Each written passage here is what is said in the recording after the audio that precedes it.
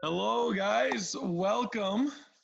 Started a little bit later today because we just want to give you guys a bit of a heads up, um, because we're kind of aware of what's going on social media and stuff like that, and we just want to kind of further that awareness of you know I guess the idea of what's happening in the states with the protests and everything, as well as just the general awareness of racism and stuff. We've kind of decided for this streaming class to kind of follow suit with that and just show some support with the idea of awareness with racism, both the police brutality stuff that we're seeing down in the states, but also I think on top of that, know that up here in Canada we are not 100%. We're not conscious free from that as well. We still have problems up here too. So with that said, we're going to follow suit with that. We're going to have a little bit of a philosophy talk on that, but then our live stream class is not going to happen just to honor that. So just give you guys a heads up, okay? And at any point, if you guys want afterwards, we can have a conversation about it and everything, and go from there. Um, so I think I want to kind of talk to you about, like I obviously am a person who's been lucky enough to not have, who not experience racism and stuff like that. And I just want to acknowledge, though, at the same point, that it is to some degree a duty of us to know when there are times where our attitudes or our behaviors might indicate there is some sort of bias in our own beliefs and stuff like that.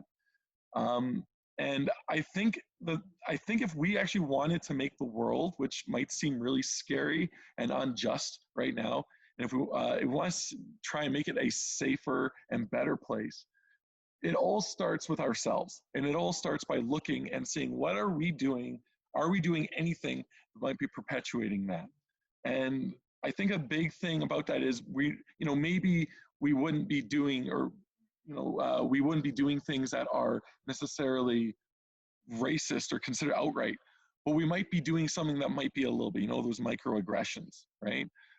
Maybe, for example, we might be a little bit, we might have a emotional reaction if we see someone cross the street who fits a stereotype for us or anything like that. We see, if you see someone who's homeless who meets a certain racial stereotype, you might be like, ugh, or something. And that is something to be aware of.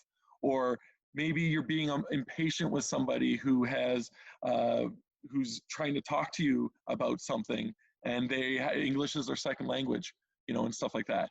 And that impatience might be an indicator of something. And that maybe if we can clue in on those little behaviors, that's something that we can do to really try and annihilate any kind of prejudice that we might have that we might not even be aware of, right? Um, and I think on top of that, a big thing is also, what do we do when we encounter something like racism? Whether, maybe it's directed at us, probably not, or directed at other people and everything. I think a really good example of that would be someone named Darrell Davis. And I think I've talked about this guy before. I have so much respect for this guy. Darrell Davis he's still around. He is a blues musician, stuff like that. And, he's African American and all that. And he has been accredited of disrobing, and I don't mean that forcefully, but having KKK members voluntarily surrender their robes to him, which is a sign that they're no longer, white supremacists and stuff like that. And he did that to over 200 people. And I think one of the really common, like a famous story about this was, because he didn't like force them, he didn't like make them feel shame. He gave them respect and befriended them, and he used humanity and dignity as a way to kind of show these people that, hey, I might have a different skin color, but I'm a person too. There was one famous conversation he had with a person where he was talking to a white supremacist, and the guy said, oh, old black people are thugs and murderers and stuff like that. They all have a gene that has it. And Darrell replied, well, I haven't killed anybody. I haven't hurt anybody. And the guy replied, well, maybe the gene is latent, which means that the gene hasn't it's there, but it hasn't, flared up or anything. It's almost like an infection or something, right? And then Darrell's, turned to him and he said, well, how about this?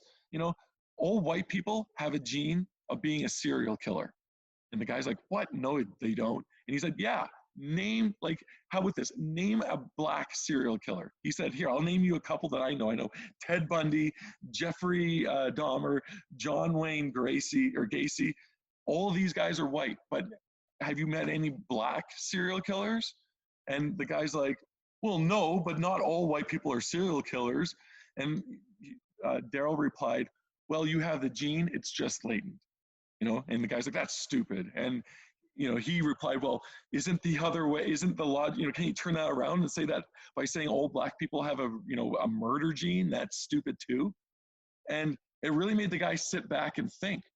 And literally 5 weeks later, the guy went to him and gave him his robe, right? That was just one instance. He once, in the KKK, they have leaders and stuff that are called grand wizards or something like that.